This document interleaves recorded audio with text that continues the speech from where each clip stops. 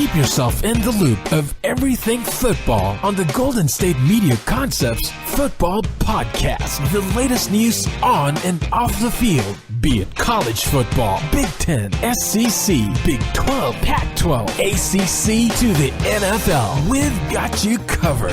Listen to the Golden State Media Concepts Football Podcast.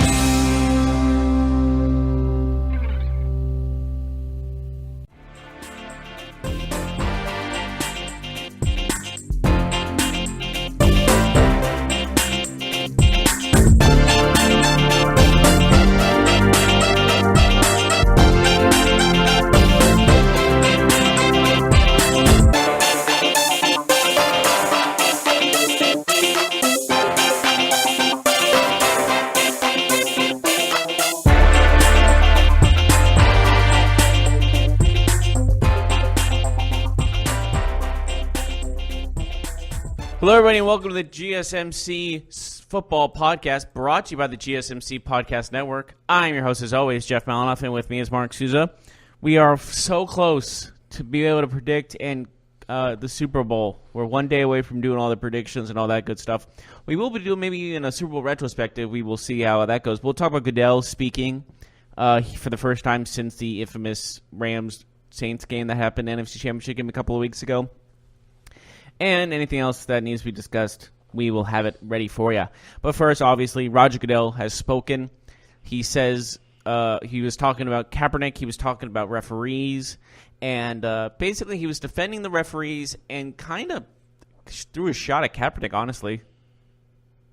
What did he say about Kaepernick? Basically, how he said it was like if he was gonna help a team win, he would already be signed by now. Mm-hmm. So it was kind of like saying like he's not good enough, almost. I'm not trying to put words in his mouth, but it came off that way to me. Yeah, he said it's up to the individual teams to determine who to sign and who don't sign, and that the league office has nothing to do with it. Yeah, which makes sense, but you can also see like they can also, like in Kaepernick's camp, I think they were saying on the long lines of like they can influence teams though to make those decisions. Yeah, there's still the pending collusion lawsuit against the league. So, yeah, I mean, obviously, Kaepernick and his people are saying that teams colluded into keeping him off of a roster, out of the league. So we will see what happens if that goes to court and what the result is of that. But, yeah, I mean, obviously, most of, I guess, yesterday's speculation comes from what he said about the Rams-Saints game. And about replay. Yeah.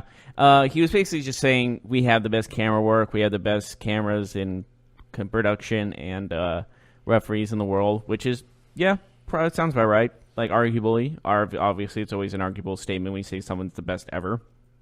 But in the terms of everything else, he was right when he said referees are human. They make mistakes.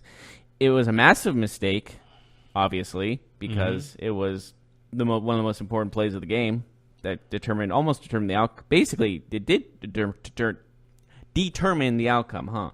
Yeah, and possibly did.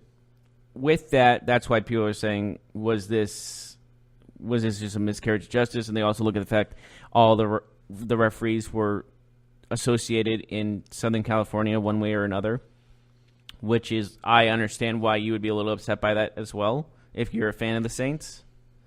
Because that does feel a little suspicious. Seems a little tinfoil hat, in my opinion. Oh, absolutely it does. But if you're a Saints fan, you can see. If you're a Saints fan, you're upset about every single thing right now. Everything. Can't right? say I blame them though, because that was one of the worst. I should be more upset time. About their head coach and the way that they managed that game late and being up 13 points with Drew Brees as not your quarterback. Running the ball on first down. Yeah, Sean Payton is. Honestly, I consider him a little overrated, in my opinion.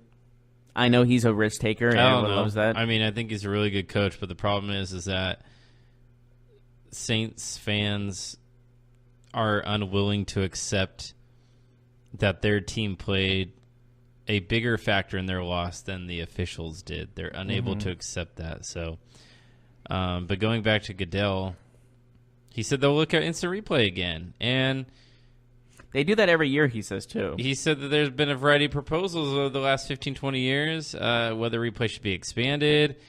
He mentioned again how it doesn't cover judgment calls, which is true. The other complication is that it was a no call, which is true.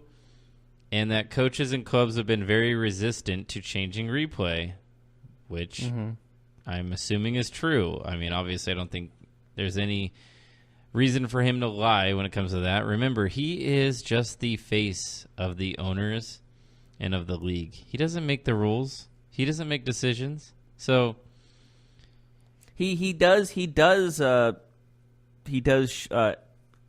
to get them approved and stuff. He does come up with ideas. It's not like he's. I don't know. Does he?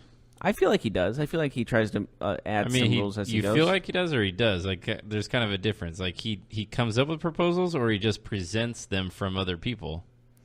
I'm not 100% sure on that. I mean, he's the commissioner, but he is appointed by the owners. Like, he is an extension of them. Like, he is not. It's not his league. It's not his league, and everybody plays under his rules. He doesn't make any rule changes. He doesn't change anything. Now, he can facilitate things, he can influence, but he doesn't. I don't believe he ever makes rules or brings them to committees and things like that. Do you remember when he kind of put his foot down on celebrations? Mm-hmm. He told NFL owners that. He was basically telling them that's not going to be allowed. So, but I mean, did he say that, or did the owners say that, and then he relayed that message? Well, that's what I want to know. He was telling NFL owners that was not going to be allowed. He was telling them. Are you telling me that this actually happened, though, or are you assuming? Because I'm really interested in knowing exactly what he said to the owners. And if he did, that sounds kind of weird, because I don't even think that'd be public information, right? Well, this was like a posting from 2017. So this is Goodell is expected to tell NFL owners group celebrations using ball as props after touchdowns going to the ground. Snow angels are not allowed. Mm-hmm. Or now allowed. I don't know. Quote, quote. I have no idea about that. I think his influence is very minimal when it comes to the game. See, I kind of disagree with that. I think there's more to it. Okay. But, yeah, I mean, in terms of this situation, his media day this week, I don't know. It seems like he just said... He stated the obvious. He was basically... Everyone expected him to say what he was going to say. Like, what the referees made a mistake. What else was he going to say? There was nothing else he could have said. Like, ha, ha, ha? Like nothing he was going to say would have made anyone feel any better if they were already upset about the game. Like, I don't know what everyone was expecting him to do. Was he just going to, be a supervillain, like, wear a monocle or something like that and start laughing maniacally? Like, what are they expecting? Like, he stated what everyone thought he was going to say. They made a mistake, and they're human, and we can work our best to make them perfect, but they can't be because they're human. Yeah, and Goodell said, my role is to make sure the competition committee understands that this is critical for us to analyze, to evaluate and try to see if there's a better solution than what we have today. So, I mean, with that being said, that's obvious to, I guess, his position. He is hoping to work out kinks in the game, work out problems with the current rules and system, but at the end of the day, ultimately, it's up to the teams to decide about the rules, man. There is a majority vote. Yes. Yeah, it's up to the teams to decide if they're going to change replay, if they're going to add judgment calls to be challenged, if they're going to add penalties for teams challenging and getting it wrong. So that stuff is all. He can talk about it, but he can't pass any rules. He's not a king. Not on his own, at least. Yeah. Yeah, he's not a king. So, I would say he's more like the president. Yeah, and I think even that is probably giving him a little too much power, like too much credit for power there, because who did he even run against? I don't think he was just appointed, hey, you're the guy. I was saying more like on the lines of like, hey, should we do this? And then there's talk about it. But the president of the United States has the ability to sign executive orders at will. Like, yeah. I said somewhat like it. I didn't say, yeah. He can be overturned, but the president could today just say, we have a emergency against kale. We're no longer buying kale. Where did that come? Kale? Well, I could have said something else, but it would have been a hot button topic that probably would have pissed people off, right? So I'm using something extremely lighthearted because you know how politics can be. But the national emergency on baby hats. The thing is that he can do that, and then that's what will happen until the judiciary pushes back on him, right? So, but just the thing is, comparing Goodell to other commissioners, I don't think any other commissioner has taken the brunt of like boos and hate and hisses as much as he has. Yeah, that's true. He also is the commissioner of the most popular American sport, so it's like he's gonna get so much hate all the time. Like no matter what happens, he's just gonna get hated on. And I'm not a fan of Roger Goodell. Don't get me wrong. I'm not here defending him, but there is something to be said about being the commissioner of the NHL or being the commissioner of the NFL. I think a lot of the hate also comes from the fact that what he asked for his renewing of the contract it sounds absolutely ridiculous, like the $50 million a year for life or something of that nature. I don't remember the actual wording of it, but like a private jet for life, like always having the ability to have it. Like I think that's what also rubbed people the wrong way, fan base. I just want to know why that rubs people the wrong way, though. Like why? Owners are billionaires, and he works for them, so he's asking them to pay him more. I don't know. Like, I don't know. Why does that rub people the wrong way? On paper, it sounds like, whoa, guy, hold on a second. I understand, but I mean, look, you're talking about people who make way more money than him in this sport, right? Aren't there way more people that make money than him in the NFL, involved in the NFL? I'm going to look up his net worth. Yeah, and then look up the 32 owners' net worth and tell me where he lands. I mean, ultimately, he is their employee. Oh, wow. As of 2016, so this is before, he was making $75 million. He was worth $75 million? Yeah. Which seems really small, all things considered.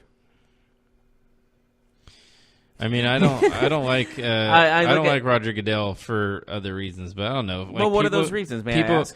Well, people getting mad about him asking for a raise, like, who cares? It's not your money. He's just a public figure. He's not going to be liked regardless. Mm-hmm. And if everyone and then you look at Jerry Jones' net worth. You want to guess? Probably like $4 or $5 billion. $7. Yeah, that makes sense. The Cowboys are worth $4 billion, so it's really like, God, I wish I could see $1 billion. I wonder what $1 billion looks like. Mm-hmm. It's got to fill up a whole room, right? Like, what are we talking? Like $100 bills? Yeah. No, let's do pennies. $100 bills. I think it would take more than a room to hit $1 billion. Let's do all pennies and just see how much of the world we can spread. It has to take up land. But yeah, that's 100 million $100 bills, right? Yes, that sounds right. I didn't major in math in college. Mm-hmm. That's a lot. It's a lot of anything. Yeah. It's a lot of Tic Tacs. Like, that's a lot of anything. That's a lot of rice. Okay. That's like if you had 1 billion little pieces of rice, like that would probably be a whole house. Mm-hmm. True. I don't know. It's like one of those games where it's like, guess how many are in the guess how many jelly beans are in the jar. Yeah, jelly beans or cheese puffs or like anything. Like guess how I like many. those games too. Because you can never be like 100% right. If you get 100% right, it's like the luckiest thing in the world. Mm-hmm. He also didn't know where the Raiders were going to play next year. I mean, that's a little bit of an issue. It's really not his call. So it's like, yeah. But I'm saying on the Raiders side, I think you should know before like OTAs begin and stuff like that you should know where you're playing. Mm-hmm. Because isn't that where you need to also do your practices and such, your off-season workouts? It's not now technically. Sometimes, I mean, it depends. Also, training camps, some teams have it in different locations. True, very true. But Raiders have been doing it in Napa for quite some time. Yeah, but if they are going to be somewhere else, like who knows where they're going to be? They can still do it in Napa, I guess. Cowboys do it in LA every year. Okay. But like Where do you have an idea of where you're going to see them? Do you see them playing at the UNLV Stadium in Vegas? No, they won't play there. I don't think they'll play in Vegas this year for sure. I think that's probably the least likely outcome because there's no stadium for them to play. Stadium is not. And I don't think LA is the best idea either. It's too crowded. Yeah, maybe. I think LA is much more realistic this year than Vegas, but they're going to play in the Bay Area. I'm pretty sure of that. There also is talk of them sharing Levi. Yeah, that probably would happen first if they. I think they'll still play in the Coliseum. I really do. The thing is, with the Coliseum, there's already 2 teams there. 3 teams would destroy that field every weekend. I'm talking about Oakland. Oh, you're looking at that. Oh, when you said Coliseum, I was assuming the LA Coliseum. But yeah, exactly. So no, just Oakland. I think they'll stay home. I think they'll play one more season. I think they'll work it out with the local. There's a lot of animosity there, but yeah, we'll see how that goes. One thing I did find interesting about Goodell's press conference was he talked about the off-the-field incidents like Reuben Foster, like Kareem Hunt, like Josh Gordon. And he didn't give too much insight to, I guess, what kind of punishments we can expect. But he did say that it was something that it would be... suspensions, obviously. Well, yeah, and it's something that they're always focused on, and I think they kind of... To me, it sounded like they a little bit admitted that they need to kind of fix this in terms of fact-finding, because we heard that the league had known about the Kareem Hunt situation, but then they didn't do anything until that video came out. So didn't make them look good, did it? No, it kind of reminded everybody of the Ray Rice thing where the league didn't do anything until a video came out. And then they only suspended him. I think it was like 4 games or something minuscule, and people were like, are you kidding me? Mm-hmm. And then you want to suspend like Ezekiel Elliott for 8 games, and the woman said it was a lie or something of that nature. Kareem Hunt will stay on the exempt list until a final decision on discipline is reached. So that will be down the road. Mm-hmm. Do you think he's happy the Kansas City Chiefs are not going to the Super Bowl since he would have missed that opportunity? I don't know. But there are teams looking at him. There's like multiple teams that are... Kareem Hunt will be on a team next year. Won't be or will be? No, he will. But the question is where? That's going to be the ultimate question. Mm-hmm. And how long will his suspension be? Will he might be gone since he's on an exempt list at the moment. Like, we have no idea. I'd say he probably gets like 8 games if I had to guess. Mm-hmm. And then you got to ask Reuben Foster's situation. How long is he going to be suspended for? Because I'm assuming there's going to be a suspension due to the many times he's been arrested for this kind of thing. Yeah, I'd probably say 8 for him. Maybe more. Mm-hmm. He was arrested 4 times in 1 year. Yeah, that's ridiculous. I'm sorry. Like, they all can't be just like false arrests, for false accusations. Mm-hmm. Well, I mean, they could, but 4, it just seems that's he keeps putting himself in a position exactly to get arrested and to be scrutinized. And it's the same woman, wasn't it? Mm-hmm. And I think after the first 2 times getting arrested because of this woman, maybe you should say, maybe I should not see this woman again. Yep. So I think he'll be suspended. I think just the accumulation of bad looks by the NFL. I mean, that's against the personal conduct policy. So yeah. Anyways, and that's something like Roger Goodell can never control is how the players react off the field, because I feel like these players off the field in the NFL get busted way more than any other sport, it feels like. Would you agree? There's a lot of there's more talk about NFL players getting arrested than most sports when you look at it. Maybe it's because it's more popular, I'm not sure, but I feel like it's a very consistent thing. Yeah, NFL players are always scrutinized the most. They might have the most incidents. I did read a funny statistic though. I think last year where it said that the U.S. government has higher percentage of people who've been arrested for crimes than the NFL does, which I thought was pretty funny. Yeah. I don't know if that's true, so don't quote me. Quote him. But we should go to a break. Yes, but first I want to talk to you about investing, speaking of the government. When investing and planning for your retirement, it's always best to get advice from the experts. Best-selling author Harry Dent, America's #1 economist, says the dark window is open. There's an opportunity to rapidly boost your retirement savings for the greatest stock market crash in American history. But this dark window won't be open for long. You can make up to 10 times the annual average stock market gain in just a few short months. Find out more by going to www.harrydentforecast.com. There is a very short time to take advantage of this dark window. So once again, you want to take advantage of this? Go to www.harrydentforecast.com to learn more.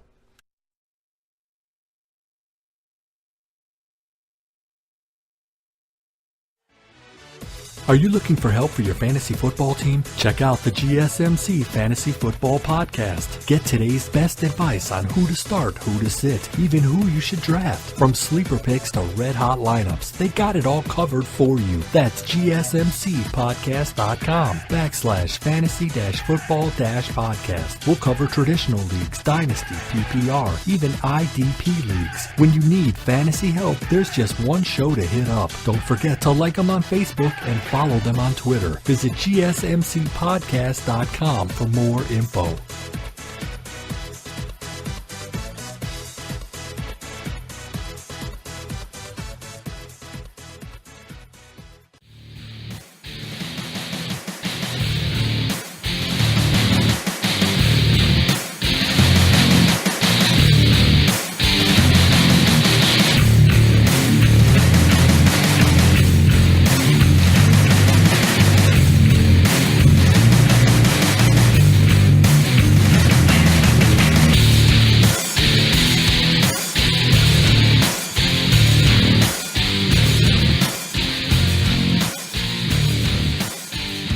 Welcome back, everyone, to the GSMC Football Podcast. Just finished by Roger Goodell and his talk of the town and his questions and our... Yes, that made sense. Anyways, moving on. What's next on the agenda? Deshaun Jackson apparently wants to play for the Los Angeles Rams. Oh, wow, he wants to play for one of the team that's in the Super Bowl. That's a shock. Yeah, he's openly campaigning, it sounds like, to play for the Rams, even though he is currently under contract for one more year with the Bucs. Well, Bruce Arians did say later when he was first signed as head coach for the Tampa Bay Buccaneers that he wanted to talk to Jackson and bring him back because he loves that deep ball, as well as Winston has the power and the strength to throw that deep, as well as Jackson has the speed, maybe still, do you think, to get that deep? And Arians always has loved that, so maybe he'll stay in Tampa Bay. Who knows? But well, it's the option for the Bucs. I mean, they have a $10 million option. It's a team option. So, I mean, Arians, if he wants to keep him, I don't see why they wouldn't. I think that $10 million for one more year is not a high price to pay for still one of the fastest, still one of the best deep threats at wide receiver in the NFL. And like you said, Bruce Arians loves the downfield passing game. Jameis Winston has a big arm. I think that this could be a good match for them. I think this could be a really good pairing, between Deshaun Jackson and Bruce Arians as head coach. So Tampa Bay does have $16.6 million in cap space. So that might be a motivation of them to let him go. Yes, because I don't know, would that put a dent if they added onto that 10? They would have to pay that. That's numbers including the 10, so they Right. wouldn't add more, but they could save money. Yes, they could. I don't know what their other player cap situation looks like individually. Yeah, that probably makes a big difference. So maybe he is going to be a player that's on the chopping block. In the NFC South, they have the lowest amount of cap space left compared to the Saints with 17. Falcons and Panthers have over 20. If that means anything to when it comes down to it, to this $10 million option for Deshaun Jackson. Yeah, it's not like the Eagles situation where they're $12 million over the cap and they're in serious trouble this offseason. As well as Jacksonville, who's $3 million over the cap. But honestly, he wants to play for a winning team. He wants to win a Super Bowl. It sounds like, and that's not a shock to anybody. Yeah, absolutely. Jackson's from California, so it makes sense that you'd want to play for one of the best teams in the NFL, possible Super Bowl champion, and a team in California. So, yeah, I mean, it is kind of weird though. He says this openly. I think there's probably something against the rules that states that he can't do that. Maybe he'll get fined. We'll see. Yeah. This is kind of a we will find out during the off season type of thing. Mm-hmm. And also, Jai said he's going to wait until he's fully healthy before evaluating his options of free agency, since he tore his ACL this season. Mm-hmm. So we don't know what his future holds. Do you see him staying in Philadelphia, or do you see some team trying to try to pick him up and see if he's still got one of those top running back abilities that he used to have? Because that ACL injury is going to play a toll. Yeah, I don't know what his future holds. I was never really a fan of his. I don't know. He's like a decent running back. Mm-hmm. We'll see. I don't know. Yeah, not too much to say about him. Yeah. And also, the Jets have said that they are not going to, quote, break the bank for Le'Veon Bell, as they are one of the favorites to go after him. So I'm not sure what they mean by break the bank, but I'm assuming that means just like spend all their money on him, or because I feel like you do have to somewhat break the bank or crack the bank to get a Le'Veon Bell type player. Yeah, I don't know what to make of that statement. It's a very vague. Break the bank could mean like they pay him Todd Gurley money, which would make him one of the top two highest paid running backs in the NFL. Looking at their salary they have left, they have $99 million of cap space. Yeah, I would be very surprised if the Jets didn't go after Le'Veon pretty hard. So I don't know what break the bank means, but I think that they'll go after him and probably give him a pretty good offer. So what do you think? What do you think? Like, I was thinking 30. I think that Le'Veon's going to get a Todd Gurley type contract. Whatever that is, he'll get about that. Well, yeah, I feel like he's worth it. But again, that's another huge question is he's sat out this entire year. Does that put a factor in his play, in his value? No, I don't think so. You can look at it from the perspective that he didn't get hit this year. He's going to be fresh next year. Mm-hmm. But again, also, like, you could be fresh, but missing a year, you would be, what's the word? Have some ring rust, if you will. Yeah, but he's a running back. I don't worry about that. Okay. I feel like that's something that needs to be discussed because he is coming off an entire year of not playing. And you said before he has looked like he's gained a little bit of weight since the... yeah, but that's in the offseason. I mean, I don't think that's a problem. Mm-hmm. Okay. But do you think that will lead to... think people will have a problem with that? I mean, sure, it'll be said, but I don't think that at the end of the day, I do not believe that it'll be a factor in his next contract.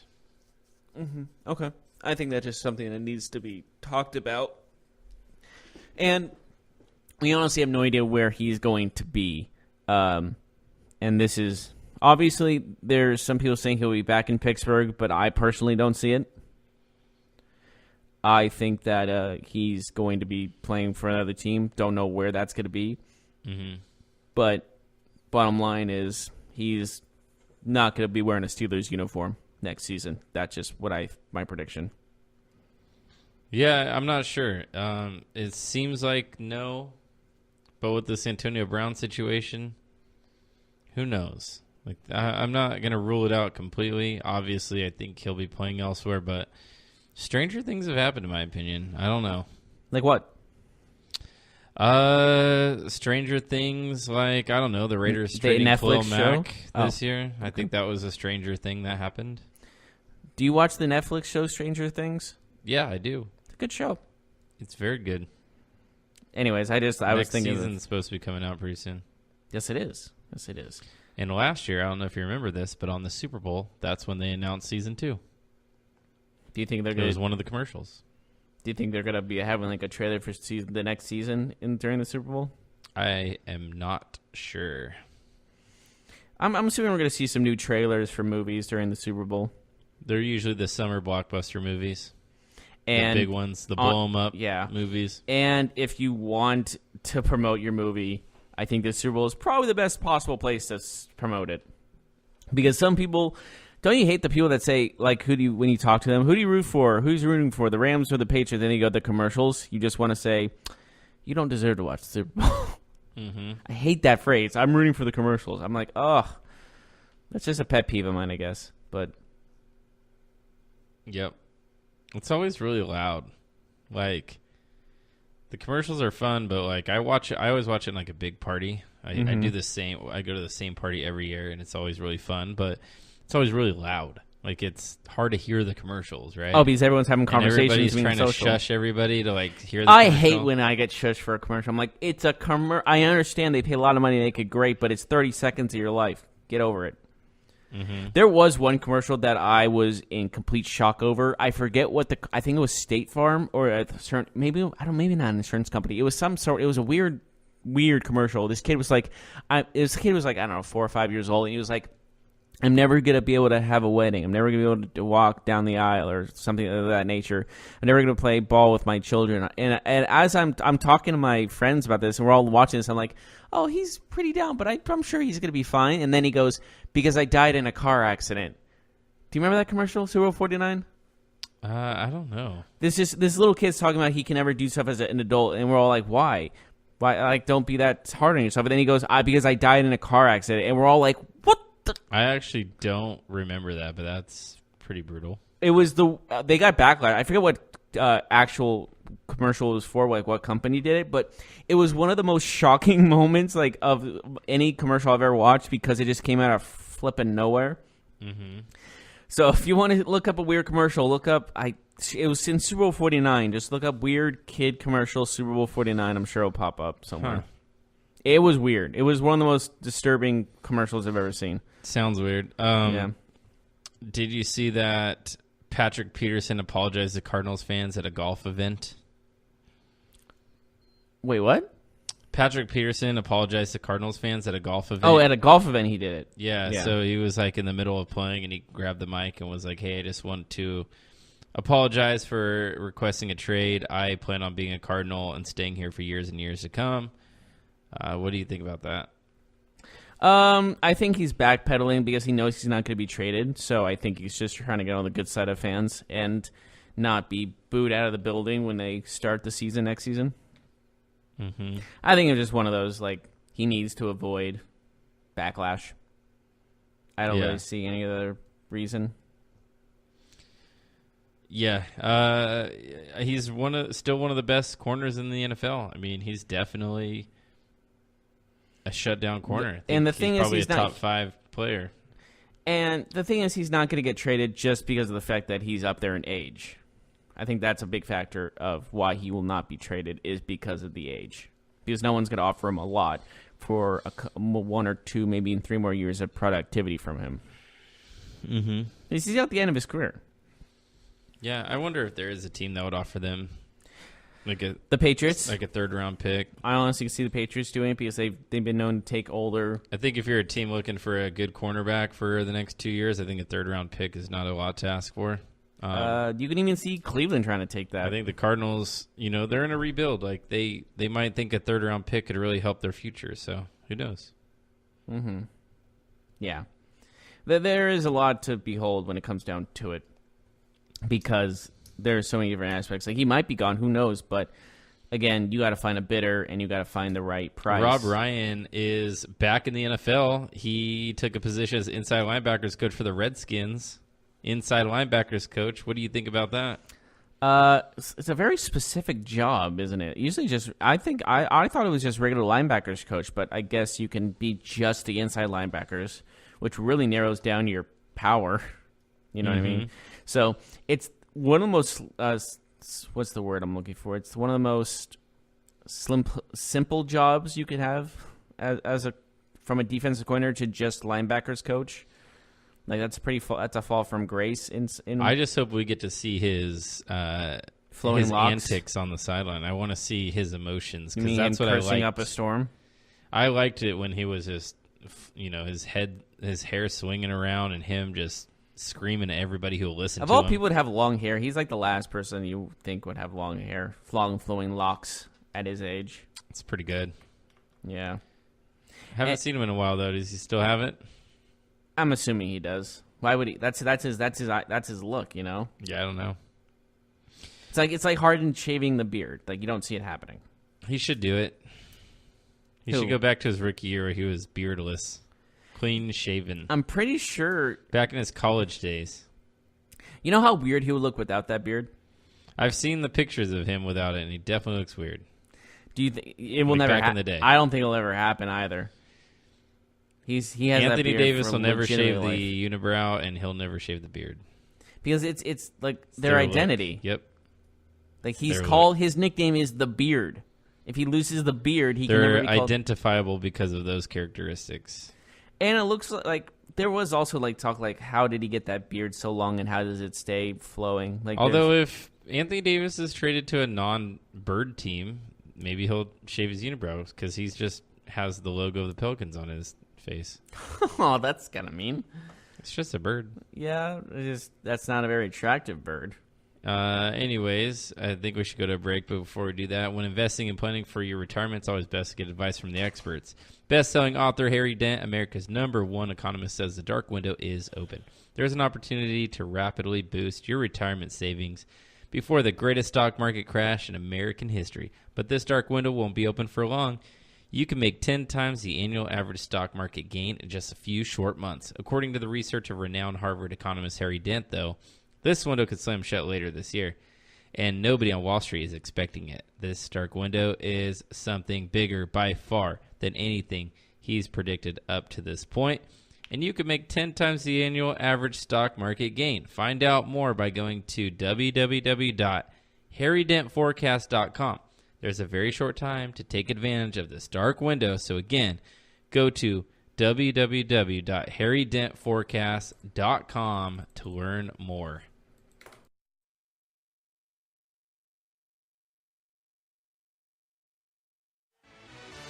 Check out the show that's built on the MMA. From the UFC to extreme cage fighting, they got the fights covered. Check out the GSMC MMA podcast. Get the latest news on past or upcoming fights. Join us as we talk to and about some of the biggest names in the MMA, past, present, and future. When it's the fight game, there's just one show to check out. GSMCpodcast.com/MMA-podcast. Don't forget to like them on Facebook and follow them on Twitter. Visit GSMCpodcast.com for more info.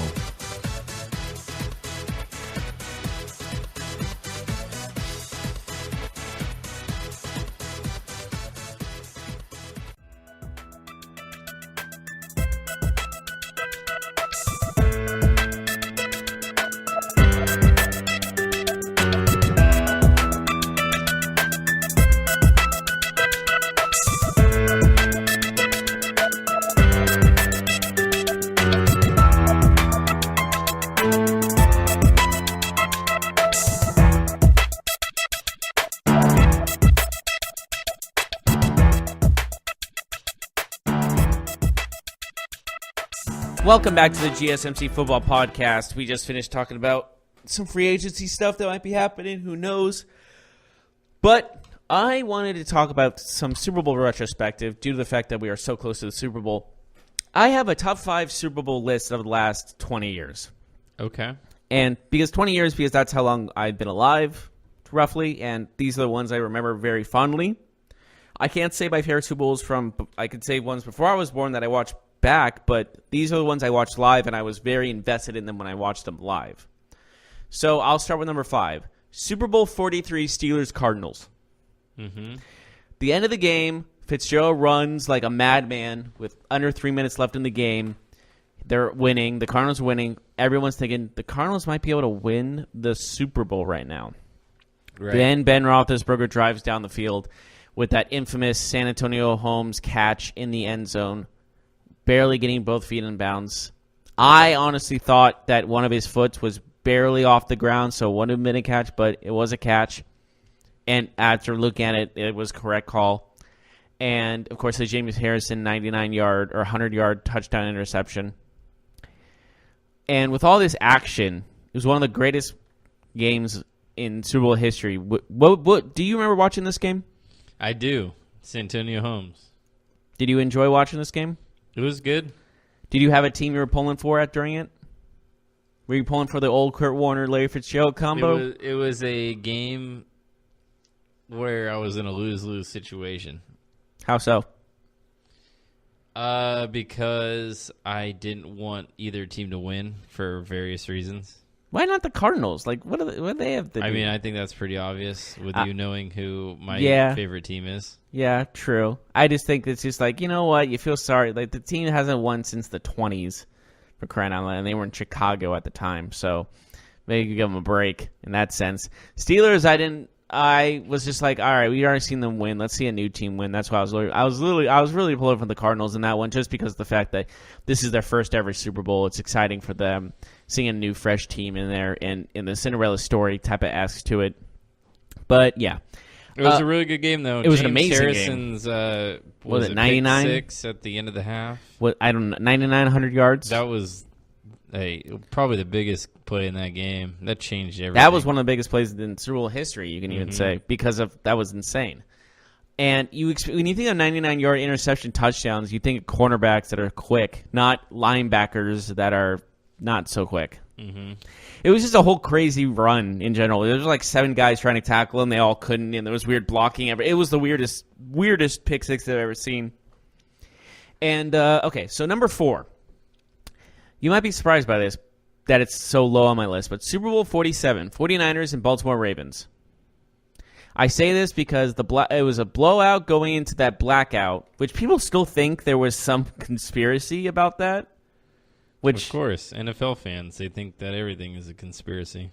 Like, I don't know. Like, of all the times to have a blackout and purposely try to have it, like, something go down, the Super Bowl, I don't see the pieces put together. Everybody thinks there's a conspiracy in every single game that's ever been played in the history of the sport. So, of course, everybody thinks that something weird or odd that happened in the Super Bowl was, manufactured, right? Mm-hmm. So, but after the lights came back on, the Niners made a roaring comeback, scoring 17 points in the third quarter.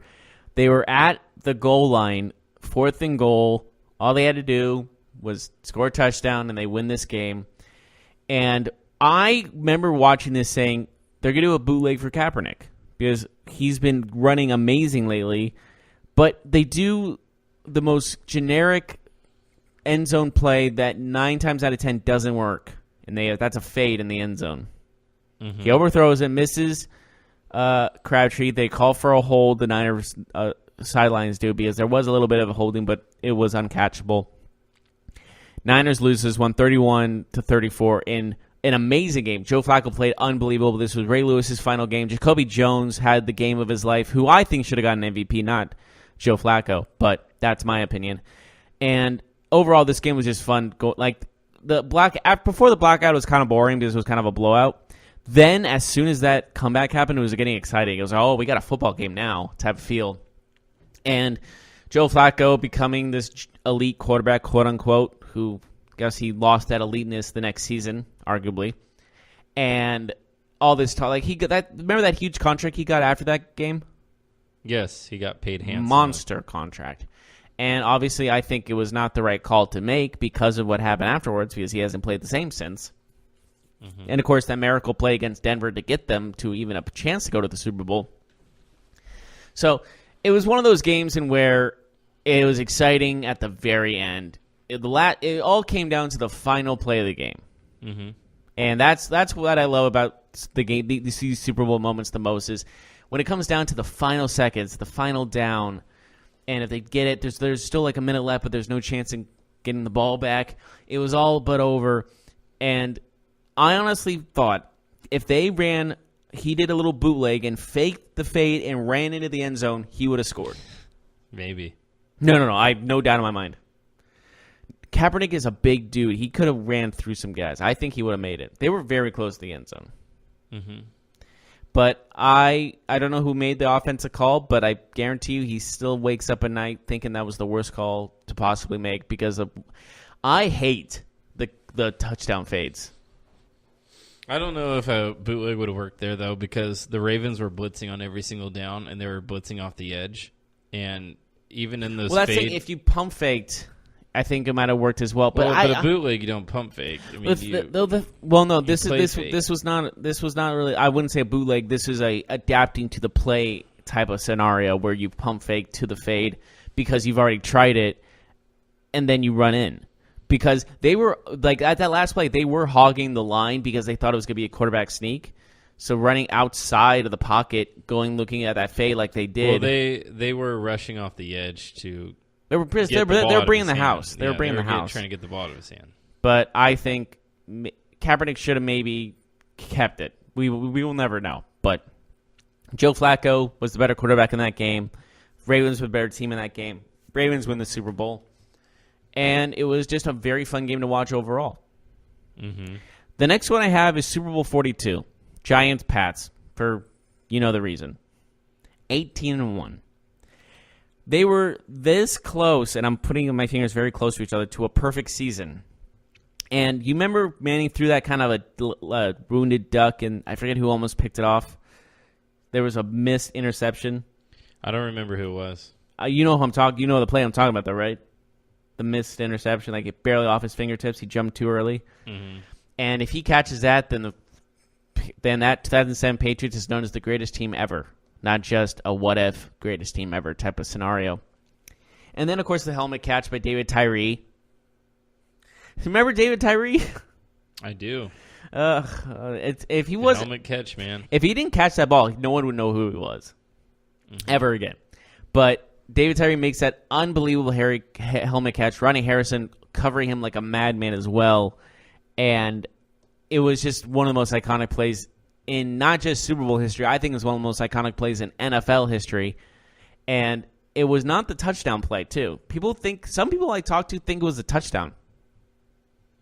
It was just a first down. Yeah, just first down. And then they did that slant, route by Plexico Burress that burned his corner man. He was wide open in the end zone, which got them the lead. They went 17-14.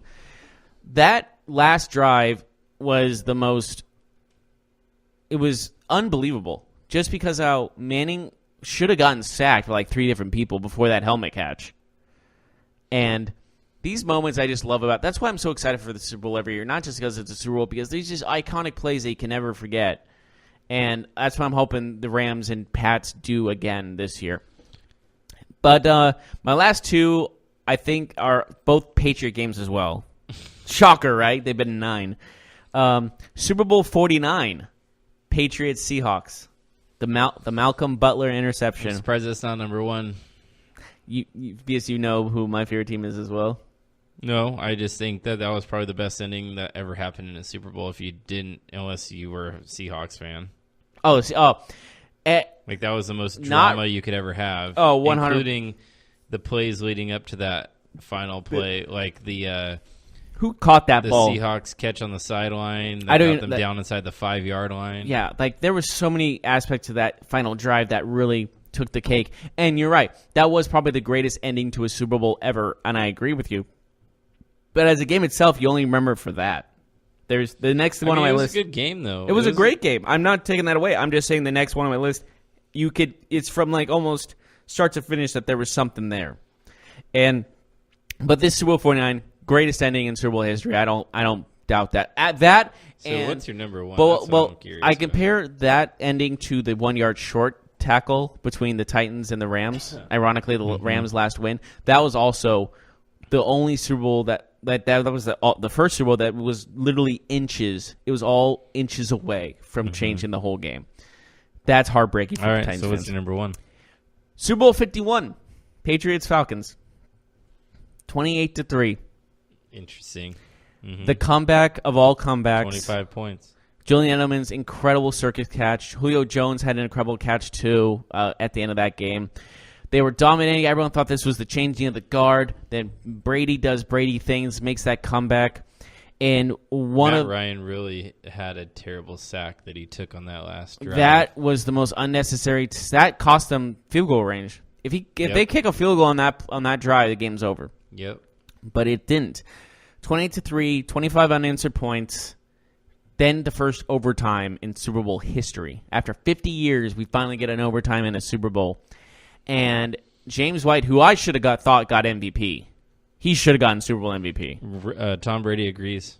Does he actually? Yeah, he said that it should have been James White. Yeah, that was all James. He scored the winning touchdown, and he was the key factor in that whole game for that comeback. That was all James White. Like, Julian Edelman had that great catch, no doubt about it.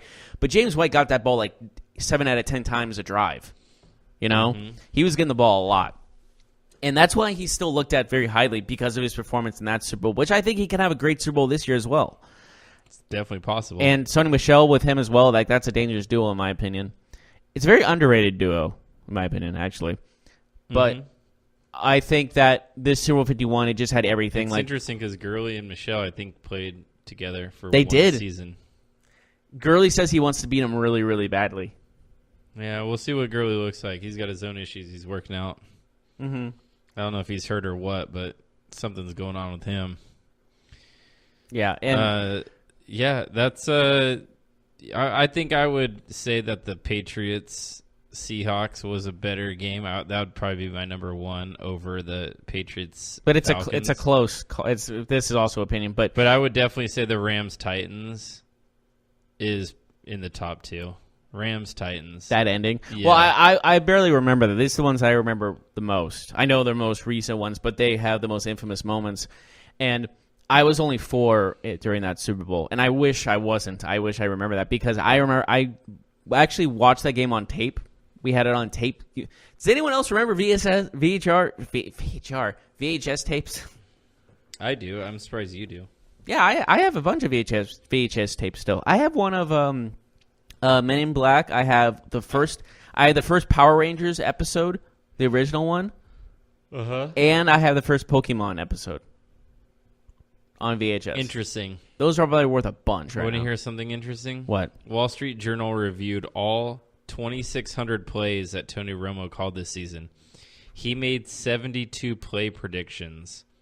What do you think the percentage was on how many he was correct? He 72 times predicted what the play would be before the snap. I'm not asking for how many he got right. I'm saying the percentage. I'm going to say over 50. It is over 50. Wow. Okay, give me like 70%. It's 68%. That is insane. How can he not do that when he's actually on the field?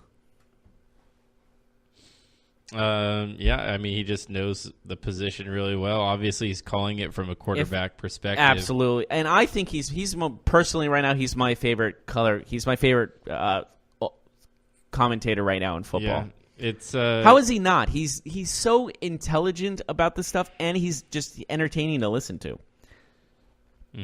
He's the opposite of Troy Aikman. My personal opinion. Yeah, he obviously is really good at what he does now, and it's awesome for him that he's going to get to be on the big stage.